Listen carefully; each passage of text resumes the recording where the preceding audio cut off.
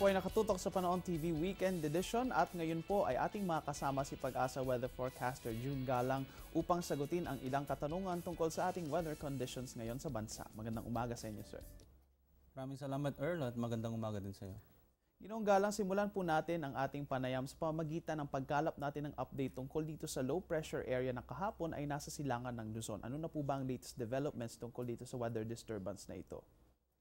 Sa ngayon po, yung binabantay nating low pressure area nasa layong 560 km east-northeast po ng Kasiguran Aurora at kumikilos po ito pa west-northwest o papalapit dito sa may hilagang Luzon sa bilis po ng mga 10 knots.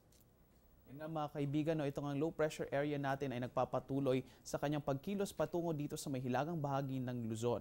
Ginoong Galang, follow-up question lamang po, no, karagdagang katanungan. Inaasahan po ba natin na magiging isang ganap na bagyo itong low pressure area na ito sa mga susunod na oras at araw? Sa ngayon po, yung binabantay nating low pressure area, maliit po ang tsansa nito na maging isang ganap na bagyo at inaasahan po natin nito na kapag tumama na dito sa may northern Luzon, magdi-dissipate po ito sa susunod na 24 hours. Yan nga mga kaibigan, no, itong ating low pressure area ngayon ay hindi naman tinataya na magiging isang ganap na bagyo, bagamat lalapit nga ito dito sa ating landmass at pagkatama nga nito sa lupa ay maaring mag-dissipate o malusaw na ito dahil tatama nga ito dito sa ating landmass. Ginoong Galang, maiba naman po tayo, no? Ano nga po ang epekto nitong low pressure area na ito sa ating hanging habagat? Sa ngayon po, yung binabantay natin low pressure area, mahina o maliit ang tsansa na makahatak pa ito ng habagat, kaya hindi po ganong magpapaulan ito sa ating bansa. Yun nga. At ito nga pong ating low pressure area ay maring magpaulan dito sa bansa sa mga susunod na oras at araw. Ginoong Galang, may trough po ba tayo ngayon ng low pressure area na umi-impluwensya dito sa may Kabisayan o di kaya ay dito sa Mindanao? Sa ngayon po, yung trough ng low pressure area ang apektado po dito sa may part ng eastern section ng Luzon, kaya medyo maulap po itong part ng Cagayan at Isabela, kasama na po ang Aurora. Medyo apektado po nitong trough, itong low pressure. Yun nga mga kaibigan, no, may trough ng low pressure area na nakaka-apekto dito sa may silangang bahagi ng bansa. At Ginoong Galang, meron pa rin po ba tayong high pressure area dito naman sa may Luzon na kahapon ay narito nga sa may kanlurang bahagi ng Pilipinas? Sa ngayon po, yung high pressure natin nananatili pa rin dito sa may West Philippine Sea. Kaya kung mapapansin po natin, walang gaanong kaulapan dito sa may kanlurang bahagi ng ating bansa. Mga kaibigan, yan nga, dito naman sa may gawing kanluran ng Pilipinas, lalong-lalo na sa Luzon, ay nananatili pong maganda ang panahon natin dahil yan sa high pressure area dito ngayon sa bansa. At Ginoong Galang, dahil nga may low pressure area dito sa may silangang bahagi ng Pilipinas, ay mayroon po ba tayong itinaas na gale warning sa saan mang bahagi ng seaboards ng bansa ngayong araw? Ngayong araw po nito, wala tayong nakatas na gale warning, kaya safe pong pumalaot yung mga kababayan natin mangingisda. Yan nga mga kaibigan, ngayong araw na ito nananatili namang safe ang ating seafaring conditions ngayong araw. Ngunit sa pagdating nga nitong low pressure area ay maring magbago yan, kaya manatili po kayong updated sa pamamagitan sa panonood sa amin dito at sa telebisyon ng bayan.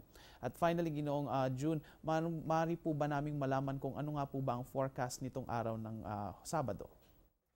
Sa ngayon po, ito pong Western, Central Visayas, kasama na po ang Northern Mindanao at Caraga Region. At ito po mga probinsya ng Cagayan, Isabela, Aurora, Mindoro at Palawan, makakaranas po yan ng mga mahina hanggang sa katamtamang pag-ulan. Samantalang Metro Manila at natitirang bahagi ng ating bansa, patuloy po makakaranas ng maaliwalas at maalinsangang panahon, pero asahan po yung mga pag-ulan dito sa Metro Manila at ilang bahagi ng Central Luzon mamayang hapon o sa gabi. Yan po, napakalinaw naman po na ibinigay ni Ginoong June Galang itong ating weather information. Ngayong araw na ito, may mga ilang bahagi nga po ng Pilipinas na magkakaroon ng pag-ulan dahil po yan sa impluensya ng low pressure area at sa kaluapan na dala nito. At samantala naman dito sa may kanlurang bahagi ng Luzon, kasama na dyan ang Metro Manila, ay magkakaroon naman tayo ng fair weather conditions. Maraming salamat po Ginoong June Galang para sa lahat ng impormasyon na inyong ibinahagi sa amin ngayong araw na ito. Mga kaibigan, silipin na rin natin ang weather outlook nitong darating na linggo.